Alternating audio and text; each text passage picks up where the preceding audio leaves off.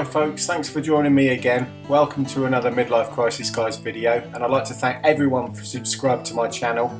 And in 2018 I intend to visit and review different trail centres around the country. But in the interim, before I leave Cannock alone, let me just leave you with a bit of information about these fabulous trails. Perhaps you're going to consider visiting here for the first time. So the postcode to Birches Valley, for majority of all the routes, WS15 2UQ. Pop that into your sat-navs. It is £4 for the day, but save hassle on arrival and get some change. So the main follow the dog route, 6.73 miles, classed as a red trail. There are some challenging hills, but not that bad. A few challenging sections, and I wouldn't advise kids come on these trails. This is the first tricky challenge. It's the new Stegosaurus site, a bit of a rock garden just on the other side of the bridge to watch out for. A few blokes I know have nearly castrated themselves. Oh, it's not that bad, not that bad. You'll get over it, just beware. The boardwalk section, everyone gets a bit scared about that the first time. There is an alternative route to the right, just before the rocks, if you don't fancy it, but it's not that bad. Got across here in the snow as well. Just stick to the centre and keep up a steady speed. And then don't be put off by Cardiac Hill. It is quite a challenging incline. However, select a low gear and push through. And you've done pretty well if you get to the top up here without pushing. Enjoy the twists and turns of high voltage, and then it's decision time at the split point. This is the split point. Either carry on around zigzag to complete the 6.74 mile follow the dog route. Alternatively, you've got the choice of heading down Uncle Arthur's to the notorious Devil's Staircase, and there's me going down there. It's not that bad, but a couple of small drop-offs and one tricky section.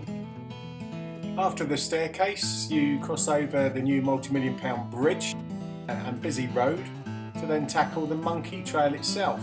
This extension, which will add, according to the website, about a further 7 miles to your ride. Now, the Monkey Trail is definitely more challenging than Follow the Dog. Very varied with some climbs, excellent fast winding downhill sections, and again a few technical challenges which do include a few black sections if you feel you want to try them out.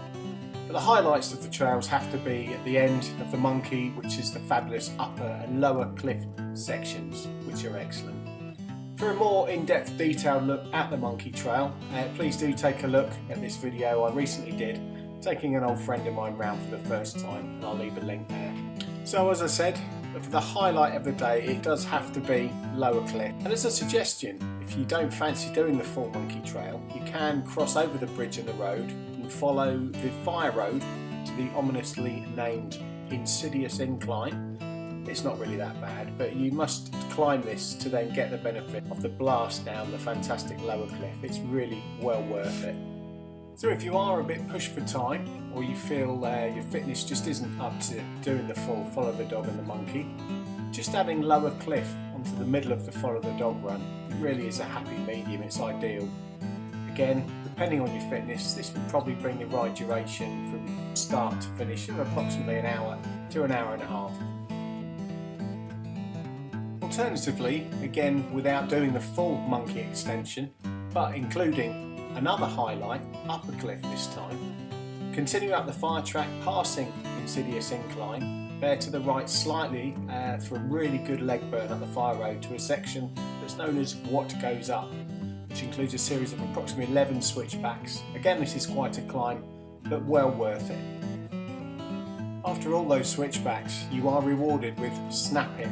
This is footage of a rear-facing GoPro of my two spaniels, Lara and Lily, who know the trails better than I do.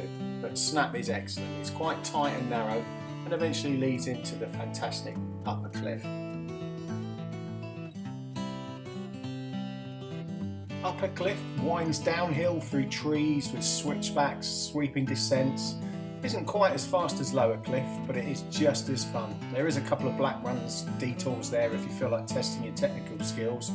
And at the end of this, you follow the fire road down to the Insidious Incline for the climb up for the super lower cliff descent.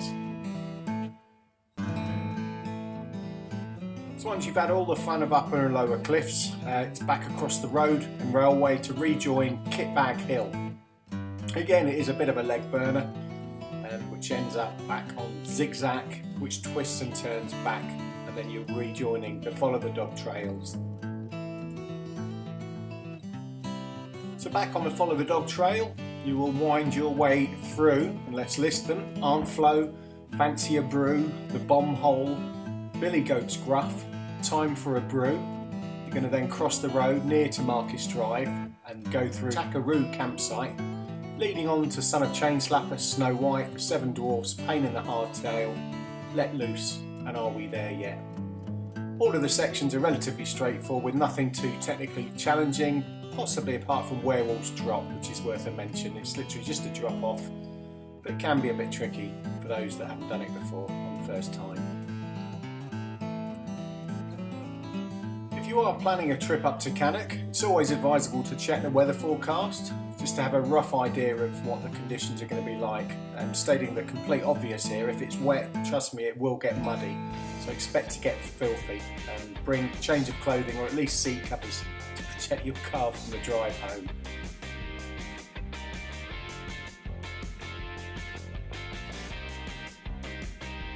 Whichever trails you choose to do, please make sure you do wear a helmet. Stay safe, and guarantee you will have a cracking ride up here at the trails of Cannock Chase. If you do have any questions at all regarding any of the trails, follow the dog or the monkey, please do leave me a message or a comment. Please also check out my other videos. I've got plenty of them, and footage from various trips around the trails from the past few years.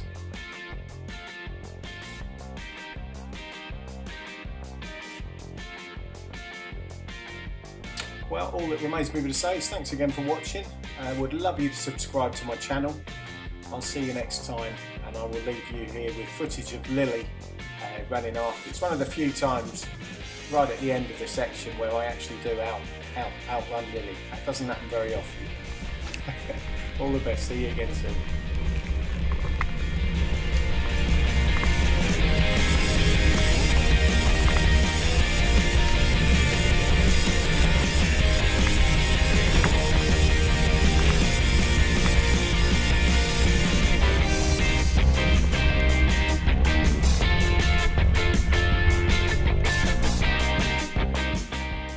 Check out my other videos. I've got plenty of footage from over the years, from the past few bollocks.